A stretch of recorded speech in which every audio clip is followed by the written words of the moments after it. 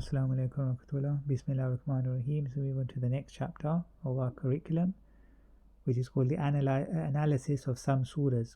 So in order to appreciate understanding Arabic grammar and how it helps to understand the meaning of the Holy Quran, this chapter will go through some surahs from the Holy Quran, some small surahs, while discussing the different concepts and vocabulary learned in this curriculum. So bear in mind that why I advise to go over the vocabulary of this chapter at the end of this book repeatedly through every session is because you need to know the Arabic grammar as well as the vocab in order to appreciate and understand the Quran.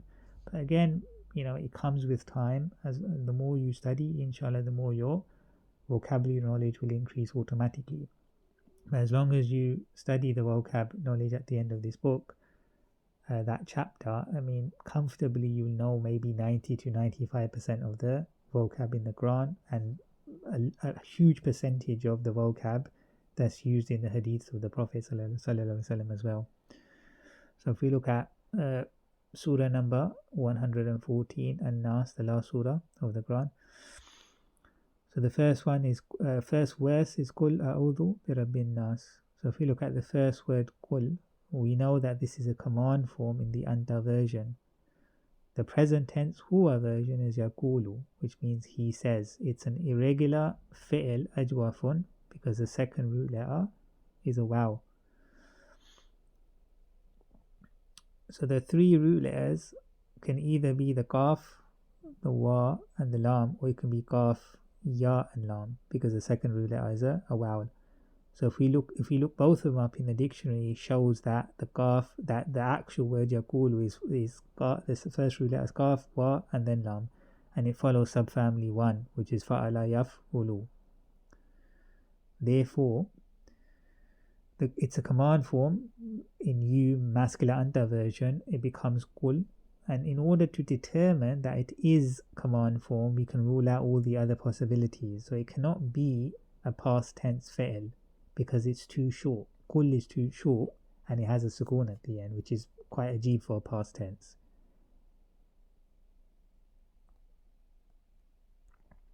Meaning it's quite strange to have a sukoon at the end of past tense. And it cannot be a present tense fi'l because again it's too short and it does not start with alif, ya, ta or noon. So if you remember, the present tense usually start with these 4 letters. Also, it doesn't follow any masdar, ism fa'il, ism maf'ul, zarf or ism alatun patterns either. So the word qul doesn't follow any of those patterns. It cannot be a forbidding form as there's no lam in front of it. So you're only left with the command form. And it follows and also if you've memorized the template of ajwafun, irregular verb, the sarf of it, then you'll know that it actually follows the pattern of the command form of ajwafun. So the meaning is you may say. And then the second word is a'udhu. So as it starts with a alif and it ends with a letter with a dhamma, this indicates that it's a present tense fi'l. Again, it's an irregular fi'l, ajwafun. And we can see that because in the word a'udhu, you can see the wa in the middle. So that also indicates that it's ajwafun as well. So the 3 root letters are either the ain, the wa or the zal, or it's the ain, ya or zal. And looking both of them up in the dictionary, then you realize it's actually ain, wa and dal, and it follows the subfamily pattern fa'ala yaf'ulu, just like the qul word. And it ends with the dhamma, so it's present tense. The alif at the beginning indicates that it's the ana version, because if you remember, the ana version in the present tense has a alif at the start. So the meaning is I seek refuge.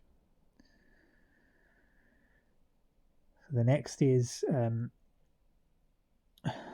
rabbin nas. So you notice that the harf of jar B is at the start, so it makes the next ism the rabbi in the jar status, which is called the majroor, and the majroor rabbi is light and no al on it, so it is a mudaf. And the second ism an-nasi is the mudaf ilay and is in the jar status. As the mudaf ilay is proper, therefore the mudaf is proper. And therefore remember, when we have an idafa, we often get the of in between the two, the mudaf and the mudaf ilay of. So that's what the meaning is, with, because of the B, the Lord, which is Rabbi, and then we get the word of, between the mudaf and mudaf ilayh, and the an-nasi is people, so with the Lord of people.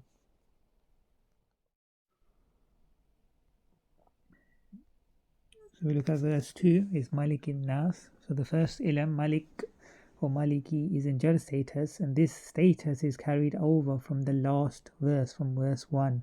It is a badal of the idafa fragment in the end of verse 1, which was Rabbin Nas. So it's a badal. The meaning, also known as, can be inserted between the two verses when you have a badal. So this badal, Malikin Nas, is an idafa fragment as well.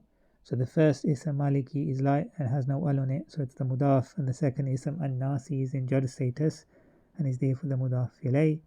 And if you remember the rule, as the mudaf ilayh is proper, the mudaf is proper also. Therefore the meaning of the verse is the king of people.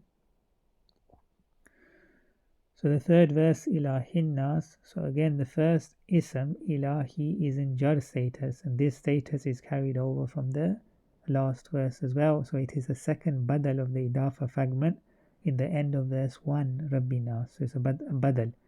And again the meaning, also known as, can be inserted between the two verses. So meaning, Rabbinas, the Lord of mankind, also known as Malikin Nas, the king of mankind, also known as Ilahin Nas. So you can, in badal, you can insert that also known as in between. So this badal is an idafa fragment as well. So the first ism Ilahi is light and no al on it, so it's the mudaf, and the second ism an-nasi is in jar status and is the mudaf ilayh, and as the mudaf ilayh is proper, the mudaf is proper also. So therefore we can say the God of people. Otherwise, if you look at ilah, it doesn't look, it looks common because there's no al on it, but because the mudaf ilayh is proper, automatically the mudaf becomes proper. That's why we say the God of people. So verse 4, min sharril waswasil khannas. So the harf of jar min, which means from, it makes the sharri, the next ism, in jar status, and that's the majroor. And the majroor sharri is a mudaf itself, it's light and no al on it.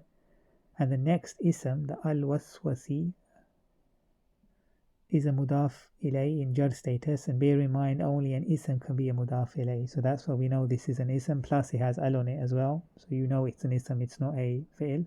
And the next ism, al-khannas, because again it has al on it, it indicates it's an ism, it's also in a jar status. And also all the other three ism properties, the gender, the number and the type, match between this ism, which is al-khannas, and the previous one, al-waswasi, which is the mudaf ilayh, and therefore it's a masuf sifa fragment, because the two isms, all four ism properties match, the gender, the number, the type and the status, so therefore it's a masuf sifa. So the meaning of the verse will be from the evil of the retreating whisperer. So you see the retreating whisperer is a masuf sifa. So verse 5, allazi yuwaswisu fi sudurin nas. So the ism masul allazi is needed so that the present tense fi'l yuwaswisu acts as a sifa, it acts as a description for the ism in verse 4, al-waswasi, as this ism is proper because it has al on it. So if the ism al-waswasi was common, then the ism mawsul alladhi is not needed.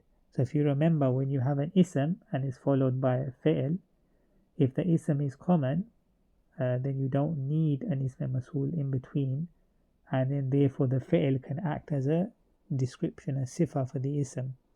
But whereas if you have an ism that's proper and then the fi'l is after it, if we want the fi'l to act as a description of the ism, then you need a ism mawsul in between. And the ism mawsul, in this case the alladhi, must match in number and gender, which is single and masculine, to the ism al-waswasi. So as yuwaswisu starts with a ya with a dhamma and ends with a dhamma as well, it is a fi'l in the present tense, is huwa version, because remember the huwa version has the ya at the start and the dhamma at the end. It's a fi'l with 4 root letters, so it's one of the rare ones in the Quran. So meaning is the meaning of this fi'l is to whisper thoughts to others or insinuations. So the next is the harf of jar fi. So if you look, it's fi sudurin nas. So harf of jar fi, which means in, it makes the next ism in the jar status, which is the suduri, and that's the majroor, and the majroor suduri is a mudaf because it's light and awal on it, and it makes the next ism, the an-nasi, into jar status, the mudaf ilay. And again, we know an-nasi is a both we know that the word suduri again has to be an ism because it's a majroor. Only an ism can be a majroor, and we know an-nasi is an ism because a has al on it and it's a mudaf ilay as well. So that's how you can tell like the difference between when you look at a word if it's an ism or a fi'l. And the meaning of the verse will be the one who whispers evil into the breasts of mankind or into the chests of mankind. So if we look at verse 6, min al-jinnati wan-nasi. So the harf of jar min is at the start and it means from, and then it makes the next ism al-jinnati into the jar status. And again, this word has an al on it, so it's an ism, and it's a majroor as well, so therefore it has to be an ism. And the harf of jar min has a fatha on it. In the verse, you'll notice is min al-jinnati wan-nas, in order to connect it to the next word for smooth recitation. And the alif in the al on the ism al-jinnati is ignored because it does not have a hamza on it. So only when it has a hamza on it, when the al has a hamza on it, then the hamza needs to be spoken or mentioned. Otherwise the alif is ignored. That's why if you see in the verse, the alif has no harakat on it, so that's why it's ignored, even though there's an al there. But you can hear it when you say minal jinnati wan nas. You can hear the al.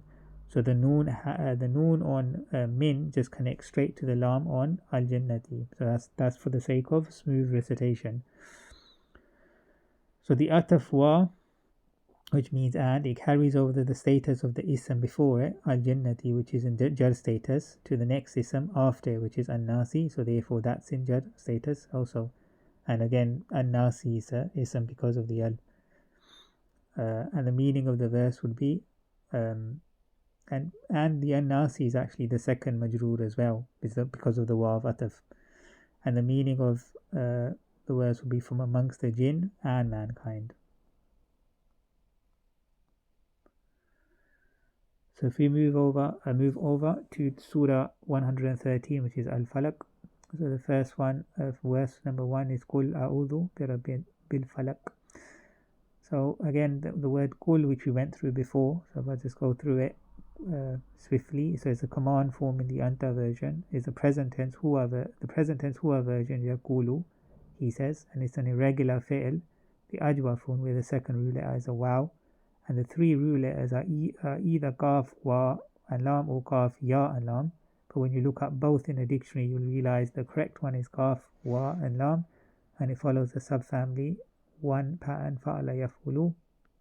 And therefore the command form is the anta you masculine version. It becomes qul.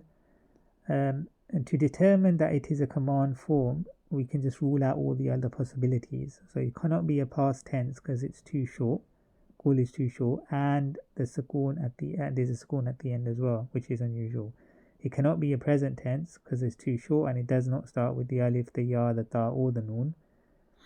It does not follow any masdar, ism fa'il, ism maf'ul, zarf, or ism alatun patterns either, and it cannot be forbidding as there is no lam in front of it. So therefore you're left only with command form. And also the whole point of going through those templates or regular verbs is when you've memorized that, then you do recognize that this will follow the ajwafun command form. Qul follows that. And the meaning is say, meaning you, male say. And a'udhu, again we went through that before as well, but it starts with an alif and ends with a letter with a dhamma on it, so it is a present tense fi'l, and it's an irregular fi'l, ajwafun. And again, when you just look at a'udhu, you can see the y in the middle, so you know it's an irregular fi'l. And the three root letters are either the ain, the wa, or the dal, or the ain, ya, or dal. And looking both up, then you know it's the ain, the wa, and the zal in the Arabic dictionary, and it follows a subfamily pattern fa'ala yaf'ulu. It ends with dhamma, so it's a present tense. Alif at the beginning indicates that it's in the ana form, so meaning I seek refuge. And then rabbil falak, the harf of jar B, so it makes the next ism Rabbi in jar status, and again Rabbi has to be a ism because it's a majroor, and the majroor Rabbi is light and awal on it, so it is a mudaf, and the second ism al-falaki has al on it, so it is an ism and it's a mudaf ilayh as well, so it has to be an ism and it's in jar status, and therefore as the mudaf ilayh is proper, therefore the mudaf is proper. So the meaning of the verse, the whole verse is say, meaning you man say, I seek refuge with the Lord of daybreak. And we say with the Lord, because even though Rabbi in Rabb al-Falaq it looks common, but because it's the mudaf ilayh is common, therefore the Rabbi is common, the Falaq is proper, therefore the mudaf becomes proper, so the Rabbi is proper as well. That's what we say with the Lord of daybreak. So verse number 2 is min sharri ma khalaq. So the harf of jar min again is means from. It makes the next ism in the jar status. So shari has to be an ism because it's a majroor, and the majroor shari is light and awal on it, so it's a mudaf. And the word which is a harf, the ma, is the mudaf ilay. So it is in the jar status. It means what. And the next word khalaqa has 3 root letters only with all fatha across it. So it fits the pattern of the past tense fi'l of the small families, huwa version. So looking it up in the dictionary shows that it is subfamily 1, fa'ala yaf'ulu, because otherwise there's other subfamilies that it can be. It can be fa'ala yaf'ilu as well, if you remember. So when you look it up, then you know that it's fa'ala yaf'ulu pattern. And the meaning of the verse, and the word halaka just means he created, and the meaning of the verse will be from the evil of what he created. So if you look at verse 3, وَمِن شَرِّ غَاسِقٍ إِذَا وَقَبَ, and again the wa ataf, which means and, the harf of jar min, it makes the next ism in the jar status, the sharri, which is the majroor, and the majroor sharri is light and awal on it, so therefore it's a mudaf. And the next ism is ghasikin, is the mudaf ilay, and again only an ism can be a mudaf ilay. So we know that ghasikin has to be an ism, it can't be a fi'l. It is in jar status. And the next word idha means when, and it pushes the meaning into the future tense. And the next word waqaba has 3 root letters only with all fatha across it, so it fits the pattern of the past tense fi'l of one of the small families, either fa'ala yafilu or fa'ala yafulu, one of them. And then the huwa is in huwa version, and it's an irregular verb, the mithalun, because the first root letter is a vowel, which is wa. So looking it up in the dictionary shows it belongs to subfamily 2, so fa'ala yafilu, meaning when something becomes dark, so he becomes dark. So the meaning of the verse will be, and from the evil of darkness, when it becomes dark, like really intensely dark, or it settles down. So verse 4 will be min sharrin naffathati fil uqad. So again the atafwa, which means and, the harf of jar min, from, and makes the next ism in the jar status. Again shari has to be an ism because it's a majroor, and the majroor shari is light and awal on it, so it's a mudaf. And the next ism is an-naffathati, is the mudaf ilay, and again it has to be an ism because A, it's a mudaf ilay, and second it has al on it as well, and it's in jar status. And also if you notice, the ending, it has the female plural ending combination ati.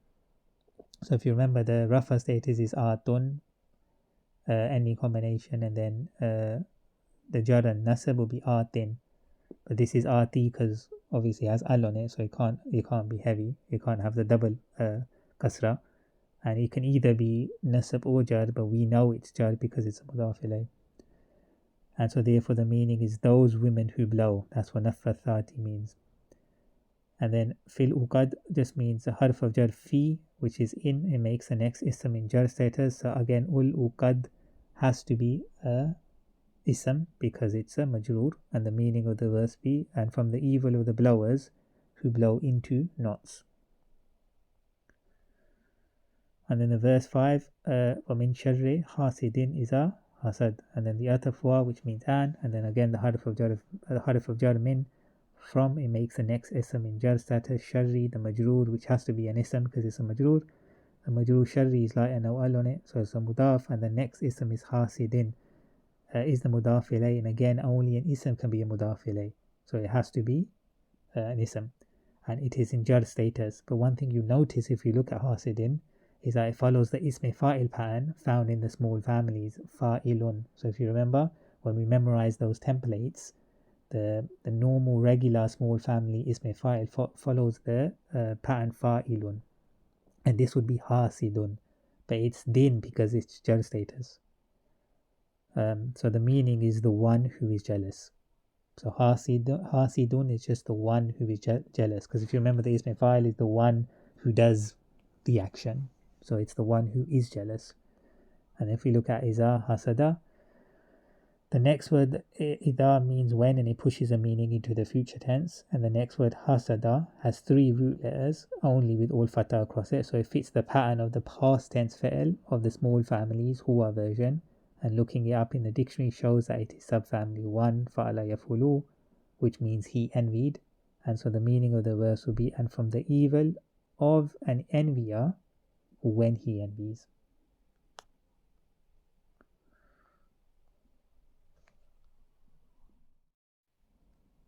So if we move on to Surah number 112, Al-Ikhlas. So verse number 1 is called Huwa Allah Huwa Ahad, and then again we're starting with the command Qul, which we've discussed in the previous surahs, but just to go over it briefly, the command form in the Anta version, the present tense Huwa version, is Yaqulu, he says, is an irregular fi'l, ajwafun, when the second root letter is a vowel. The 3 root letters could either be kaf wa or lam, or kaf ya and lam, and if you look it up, it's actually the former, and it follows a subfamily 1 pattern fa'ala yafulu. Therefore the commanding form use masculine anta version, and it becomes qul. And again, to determine that it is command form, we can rule out all the other possibilities. So it can't be the past tense fi'l because it's too short, there's a sukoon at the end. Cannot be present tense, is too short, and it does not start with the alif, the ya, the ta, or the noon, and it does not follow any masdar, ism fa'il, ism maf'ul, zarf, or ism alatun patterns, and it cannot be a forbidding form as there's no lam in front of it, so you're only left with command form. And also when you memorize the different templates, you bear in mind that the ajwafun command forms like that. If you remember, it either becomes full, fal, or fil, and this is qul. So meaning is you, male, say, then it's huwa Allah, huwa had. So the next word huwa is an independent pronoun meaning he, and it creates a noun sentence. So there's a break in the chain as there's no grammatical connection between huwa and the next ism, the word Allahu, al-lafzul jalala. So the word is goes in between the 2 isms and you get the meaning he is Allah. And the next word ahadun is an ism, so the meaning of the verse is say he is Allah, one, or who is one. Verse 2 is Allahu Samad, so no grammatical link between the 2 isms in this noun sentence, so the is can be inserted in between, so you're left with Allah is the eternal refuge. And again, we know that As-Samad is an ism because there's an al on it, so it can't be a fi'l. Verse 3 is Lam Yalid wa Lam Yulad, so the word Lam, if you remember, is one of those meanings, it means did not, and it's one of those words which makes the present tense into the lightest form. So the next word, the yalid, is therefore you can assume that it's a fi'l in the present tense, lightest form, and the sukoon at the end indicates that it's in the lightest form, and it's huwa version, and it's an irregular verb, mithalun, because the first root letter is a vowel. So if you look up in the dictionary, it shows it to be a subfamily, tu fa'ala yafilu, and the meaning is, including the lam, he did not give birth.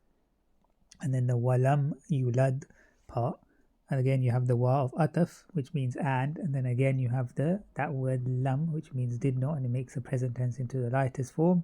And again the next word yulad is, you can assume that it's the fi'l in the present tense in the lightest form because of the sukoon at the end. The huwa version, again it's the same, it has the same root letters as the previous word, wa la da, wa lam and dal. So the irregular verb mithalun, first root is a vowel, the wa. If you look up in the dictionary again, subfamily tu fa'ala yafilu. And also what you notice is as all the harakat are at the top, so it makes an u and r sound, and it's present tense, and that indicates is a passive present tense fi'l where the dua is unknown. So if you remember, in more or less all the charts in passive presence, all the harakat are at the top. Just like this yulad, or you can see the dhamma, the sukoon, the fatah, everything's at the top. So it's yulad. So you know it's a passive present tense from that, which gives the meaning he was not given birth to, because the do is not known. So the meaning of the verse is he neither begets, meaning he doesn't give birth, nor is he given birth to. And then verse 4, وَلَمْ يَكُلْ لَهُ كُفُوًا أَحَدٌ. So the ataf wa means and then again we have that lam, the lam word means did not, and is one of the words that makes the present tense in the lightest form. Then we automatically know that the next word is going to be the yakun, is therefore fi'l present tense in the lightest form. The sukun at the end indicates that it's huwa version, again because of the ya at the start. And it's an incomplete verb, so it's one of Ghana and his sisters, whereas this is Ghana. And then what we do, the outside dua, which in respect to Ghana and his sisters, we call it the ism of Ghana, or the ism of Laysa, instead of calling it an outside dua. So instead of saying it's an outside dua, we just say it's the ism of Ghana, or whichever sister you're talking about. That is ahadun, because it follows the rules of the outside dua. So it matches the fi'l, yakun in gender, both are male, comes after the fi'l, it is in rafa status, and the fi'l is in huwa, or it has to be in huwa or hiya versions, and this is in huwa version. So the meaning is anyone is not.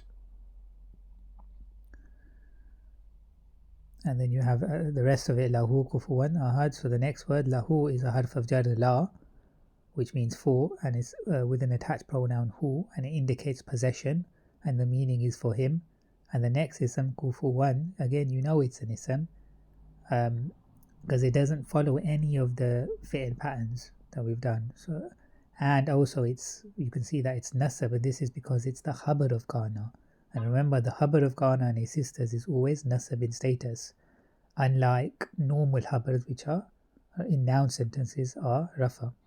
So the meaning is equivalent, and the meaning of the verse then becomes no is anyone to him, any equivalent.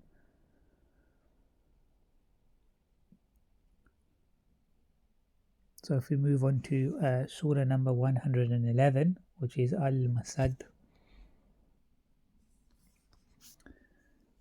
So verse 1 is Tabbat yada abi lahabin wa tab. So the first word tabbat is actually a past tense fi'l in the hiya version, and the ta with the sukoon at the end indicates that. So if you remember the past tense, in the hiya version, the ta at the end always has a sukoon on it. And it's an irregular verb, the muda'afun, because the shadda on the ba indicates that. So the first root letter is ta, the second and third root letters are both ba. And if you remember, when the second and the third root letters are the same, then they combine and take a shadda. When you look it up in the dictionary, it shows that it is from subfamily to fa'ala yaf'ilu, which means, because this is a hiya version, she or it perished. So we look for the outside dua because it's a hiya version. So whenever a fi'l is huwa or hiya version, you should always try to look for an outside dua. This is hiya version, so we look for an outside dua, and the outside dua is actually the rest of the verse, yada abi lahab. And so the word yada is feminine because it is a body part in a pair. So if you remember, one of the categories of feminine words is body parts that are in pair are considered feminine. So it's feminine, so therefore it follows the outside dua rules. It matches the fi'l tabbat in gender because they both are feminine. It comes after the fi'l is in rafa status, and the fi'l is in hiya version. And the ism yada is actually a mudaf as well, because you notice that it's light and no al. We know that there's no al on it. We know it's light because the normal version for yada is actually yadani, which means two hands. And it has the ending combination alif noon, and you can see how the noon has been dropped to make it light, so you're just left with yada. And therefore the next ism abi is the mudaf ilay, and is the second mudaf as well, because the next ism after that, lahabin, is the second mudaf ilay, and it's in jar status. And bear in mind that we know all of these are isms because only isms can be part of the idafa fragment. So only a ism can be a mudaf or mudaf ilay. So that's why we know all of these are isms. They're not fi'ls. And the meaning will be hands. The hands of Abu Lab have perished, or the way it's structured, it can be considered a supplication or a curse. So meaning, may the hands of Abu Lahab perish. And then the last part of the verse is wa tabba. So the wa is the ataf wa, which means and. There's a shadda on it to connect it to the previous word for smooth recitation. The next word tabba is a past tense fi'l in the huwa version, so it's the same as what we saw tabbat. That was the hiya version. This is the huwa version. So it's an irregular verb, the mudafun. The shadda on the ba indicates that, and the first root letter is ta, the second and third root letters are ba. When we look it up in the dictionary, it shows that it's from subfamily 2, fa'ala yafilu, and it means he perished, because this is the huwa version. So the meaning of the words will be, may the hands of Abu Lahab perish, and he has perished. So if we look at verse 2, ma akna anhu malahu wa ma kasaba. So the first word ma is for negation, because it's the only one that makes sense. So it's not going to be the ma of ism mawsul, which means whatever. It's not going to be the ma of just what. It's going to be the negation one, because it's the only one that makes sense. Well, as you go through the verse, you realize that. So the next word akhna is a past tense fi'l in the huwa version. It's an irregular verb, a naqisun. The alif maksura at the end indicates that. But also it cannot be a present tense fi'l, because it does not end with a dhamma or a ya with a sukoon, which is typically seen in the naqis. And also the alif at the start, at the beginning of akhna, cannot be the ana version in the present tense, as the sentence would not make sense then.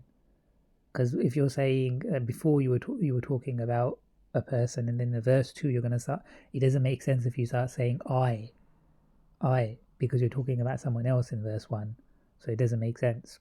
So you've got to look at context sometimes as well, in the meaning, to kind of understand which fi'l or ism it is.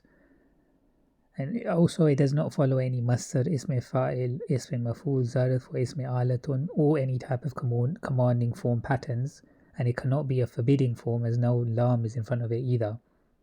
So it is a past tense fi'il, family 4, and that's what explains the alif hamza at the start. The fact that it's in family 4, that's why there's an alif at the start. And then therefore the 3 root letters is the ghain, the noon, and the ya. So if you look it up in the dictionary for family 4, the meaning is to avail or help. So as the fi'l is in huwa version, you should always look for the outside doer. So whenever you see huwa or hiya version fi'ls, always have a quick look to see if there is an outside doer. So the outside doer is actually maluhu, because it follows the outside doer rules. It matches the fi'l akhna in gender, they both are masculine. It comes after the fi'l, is in rafa status, and the fi'l is in huwa version. So therefore maluhu is the outside doer. And the second outside doer, there's a second one, is because of the ataf wa, where you see is ma kasaba. So you say wa ma kasaba. So the ataf wa carries over the rafa status, and all other outside doer rules are followed. So the whole thing, ma kasaba, the whole thing is an outside doer. So we would say, even though it doesn't look like rafa, we'd say fi mahali rafa. So meaning in Arabic, that means it is considered rafa, the whole thing, because of the wa of ataf that carries the status, the rafa status from previous outside doer to this one. So ma kasaba, so the harf ma is an ism mawsul, it means whatever, and then therefore the silatul masul is the kasaba, but also the silatul masul kasaba is a fi'l, and if you see it has the 3 root letters, and all of the 3 letters has a fatha across it, so it indicates that it's a past tense fi'l, one of the small families, and huwa version. So if you look it up in the dictionary, it shows that it's subfamily 2, fa'ala yaf'ilu, so kasaba yaksibu, and it means, therefore it means whatever he earned. And the last word, anhu, is a harf of jar, an, which means from or about, and it's with an attached pronoun hu, so the meaning is from him.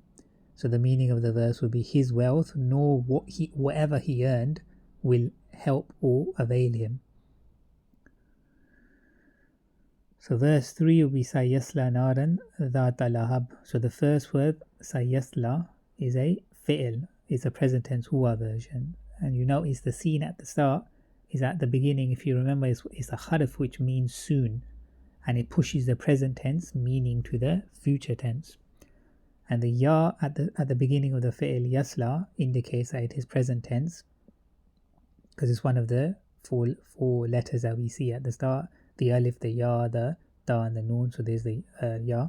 So it's present tense. It's an irregular verb because of the alif maksura at the end. A regular verb naqisun. Therefore the three root letters are the sad, the lam and the ya. So if you look it up in a dictionary, it shows it to be subfamily for fa'ila yafalu, and therefore it means he will burn. So the sa pushes it into the future. So not he burned, he burns, he will burn. So it's in the future. And the next ism is naran. It's a maful fihi. So it answers the question where he will be burned. And it's in nasab in status because it's a maful. And again, it can't be a fi'l either, because it doesn't follow any of the patterns to be a fi'l. So it's clear that it's a maful fihi. And the next isms, dhat lahab, it acts as a sifa, as a description for the previous ism naran. So it is so that the whole thing dhat lahab is actually nasab in status, and it's an idafa fragment by itself. So the mudaf is dhata, it's la and no al on it, and mudaf ilayh is lahabin, is in jar status. So this means a fire, possessor of intense flames. So dhata means to possess, possessor of intense flames. So the meaning of the verse will be he will enter, or he will burn in a fire, but you can add the words enter to. He will burn in a fire, possessor of intense flames.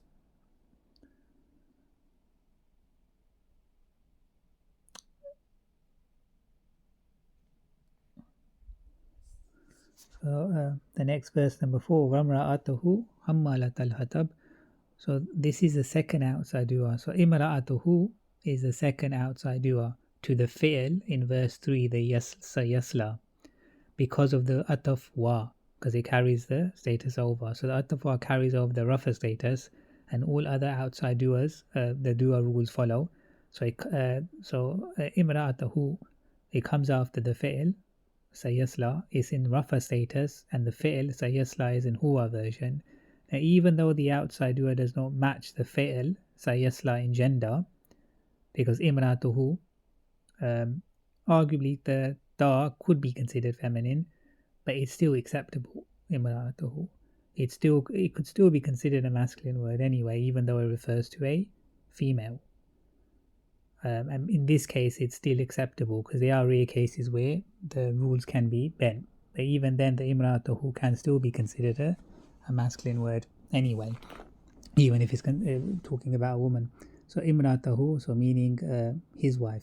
So the outside dua is an idafa fragment in itself. So the mudaf is imra'atu, which is la and no al on it, and the mudaf ilayh is the attached pronoun hu, which means his wife. And then hammalat al-hatab, these are the next isms. And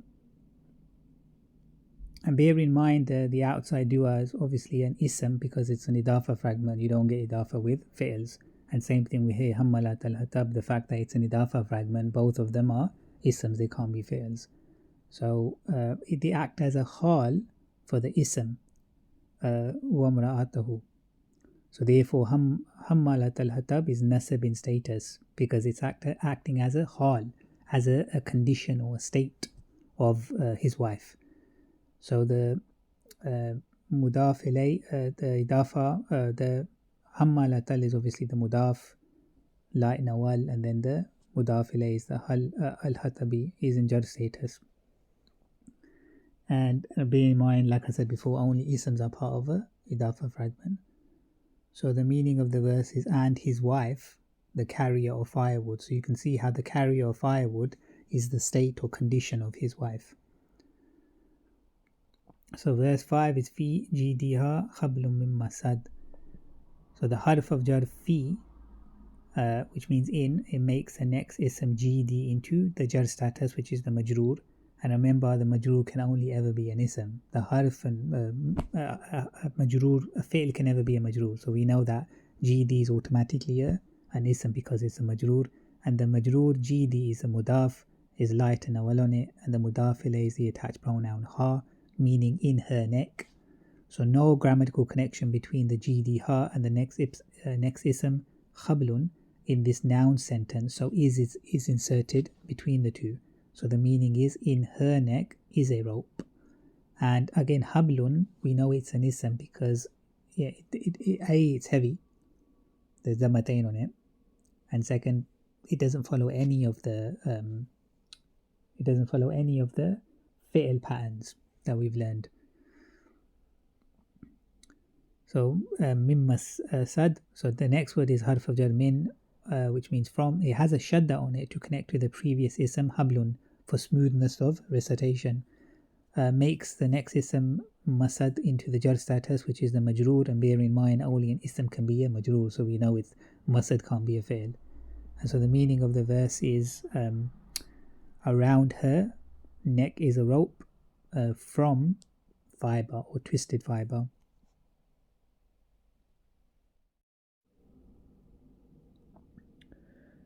So if we move on to Surah 110 An-Nasr.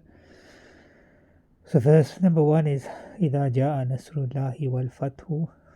So the first word is إِذَا, and it means when, and it creates a conditional statement, and it pushes the meaning into the future tense, even when a past tense fi'l has been used with it, and is one of those words that has no grammatical effect on other words.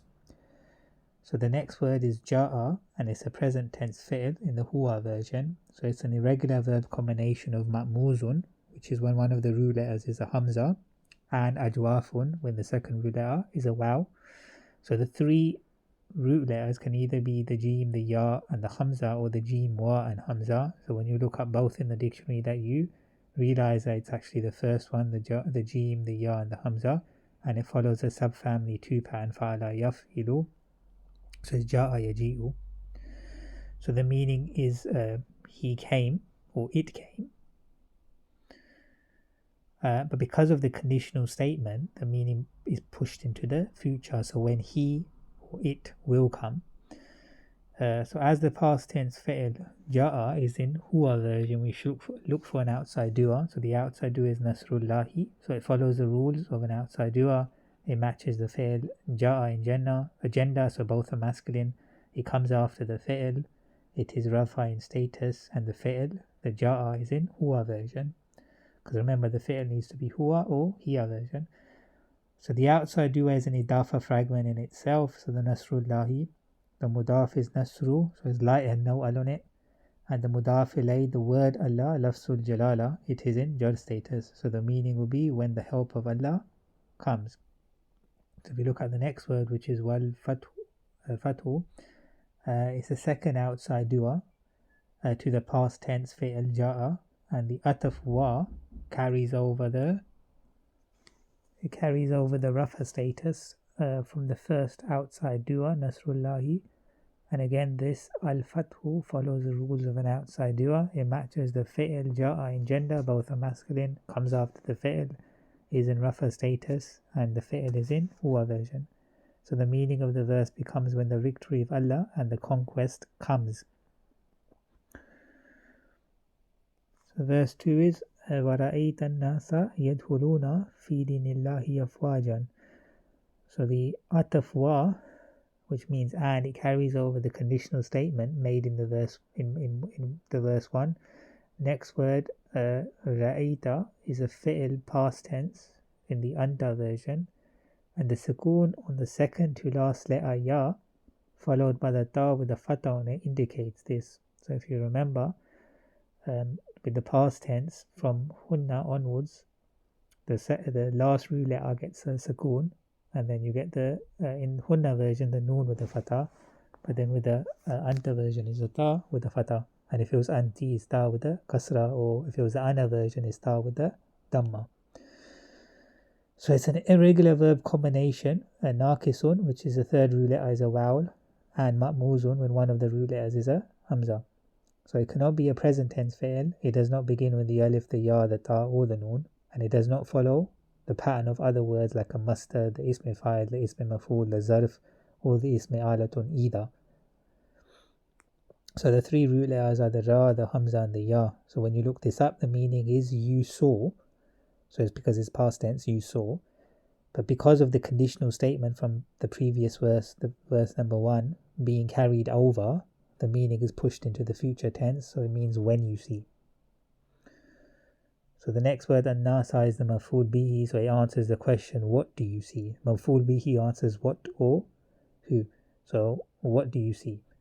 Meaning that the people, you see the people. And again, it has to be an ism because there's an al on it. So the rest of the verse is yadkhuluna fi dinillahi afwaja. So rest of the verse up to the word Allahi, the lafzul jalala, is the maf'ul hal. So it answers the question, in what state do you see the people in? Meaning you see them entering. So the entire thing is nasab status, so we would say that the whole thing is fi mahali nasab. So within the maf'ul hal, the next word yadkhuluna is a fi'l in the present tense, khum version. The ya at the beginning and the ending combination wa with the noon at the end indicates that it's hum version. So the present tense huwa version is therefore yadhulu. So it's dahala yadhulu. The three root letters are therefore dal, the kha and the lam. And then when you look it up, it means to enter. But because this is hum version, means they enter. And the they refers to the people mentioned directly before the an-nasa. The next is the harf of jar fi, so you can see that at the top. It means in, and it makes the next ism dini in jar status, which is called the majroor. And remember, only an ism can be a majroor. That's what we know dini is a majroor, is an ism, sorry. And the majroor dini is light, and there's no al on it, so it's the mudaf, and the mudaf ilay is the word Allah, the lafzul jalala. It is in jar status. And then the last ism, afwajan, is another maf'ul hal. So it answers the question, in what state do they enter? Meaning in drones or in multitudes. And it's therefore in nasab status because it's a maf'ul. It is heavy. You can see the fatatain, and it does not follow any fi'l pattern, therefore it must be an ism. It can't be a fi'l. So the meaning of the verse is therefore, and you see the people entering into the religion of Allah in multitudes. And then verse 3 is فَسَبِّحْ بِحَمْدِ رَبِّكَ وَاسْتَغْفِرْهُ إِنَّهُ كَانَ تَوَّابًا. So the harf fa at the start, which means then, is often placed between the condition and the response from the condition when the two are different. So in this case, the condition in verse 1 was connected to a past tense fi'l, ja'a, if you remember. And in this verse, the response of the condition is connected to a command form, which is sabbi. So the next word sabbi is in command form, is family to fa'ala yufa'ilu family, and it's anta version. So the shadda indicates it is family to, and the shadda on the second root letter indicates it's family to, and the sukoon indicates that the sukoon at the end indicates that it's commanding form also. So it does not follow the pattern of present tense, past tense, ism fa'il, ism maf'ul, zarf, forbidding form, and therefore you're only left with commanding form. And the three root letters are sin, ba, and ha. So the meaning is you may glorify. So the next word is bihamdi, is a harf of jar fragment. So harf of jar bi, which means with, makes the next ism hamdi in jar status, the majroor, and bear in mind only an ism can be a majroor. So we know hamdi is an ism. The majroor hamdi is light and no al on it, so it's a mudaf, and the next ism rabbi is a mudaf ilay. And also it's the next mudaf, because it's light and awal. Then the mudaf ilay in rabbika is the attached pronoun ka, which means you, and the independent pronoun version is anta, so meaning you glorify with the praise of your Lord. And the next part of the verse is vastaghfirhu, so the next harf is wa, you can see the wa of ataf, which means and then the next word istaghfirhu, istaghfir specifically is a command form, and its family 10 is tafala yastafilu, the anta version. So the ista at the beginning of the word indicates it is family 10, so that gives it away. And the sukoon on the last letter ra indicates that it's a commanding form also. It does not follow the pattern of present tense, past tense, ism maf'ul, ism fa'il, zarf, forbidding form, and therefore you're left only with commanding form. And the three root letters is the ra, the fa, and the ra. Meaning you may seek forgiveness. And the next is the attached pronoun hu, which is the maf'ul bihi, so it's istaghfir hu. the who is maf'ul bihi, and it answers the question who to seek forgiveness from. So meaning you, male, seek forgiveness from him or of him. And then the last part is innahu kana tawwaban. So inna is the harf of nasab inna, which means certainly or indeed, and it's with its ism who, which is the attached pronoun meaning he. So indeed he. The next word kana is an incomplete verb, huwa version meaning he was or it was, but in this case is he was. The next word is tawwaban, so it's the khabar of the incomplete verb kana, which is nasab in status. So if you remember, the khabar of kana and its sisters are always nasab. Normally in a noun sentence the khabar is rafa, and so the meaning becomes certainly he was always accepting of repentance. So we insert the word always because with kana, even though it pushes the meaning into the past tense, but when we talk about Allah, the meaning is that he was always in the past and he always will be in the future. So kana can be used with that meaning as well, that it starts, it was something that was always there in the past and will always be in the future as well. So certainly he was always accepting of repentance. So therefore the meaning of the entire verse then becomes then exalt with the praise of your Lord and ask forgiveness of him. Indeed he was always accepting of repentance. So as per usual, when we reach the end of a chapter, we always advise to go over the vocabulary chapter at the end of this book.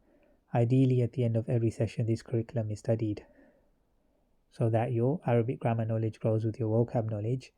And now that we've reached the end of this chapter, you can be you can get a better understanding of how when you have the correct Arabic grammar knowledge, but then you support that with vocab knowledge, then when they both come together, then your understanding of the Quran becomes complete.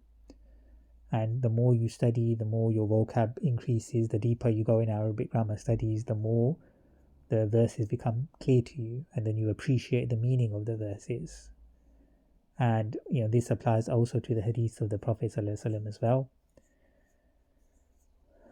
So I hope this chapter does kind of give you an insight into that, inshallah.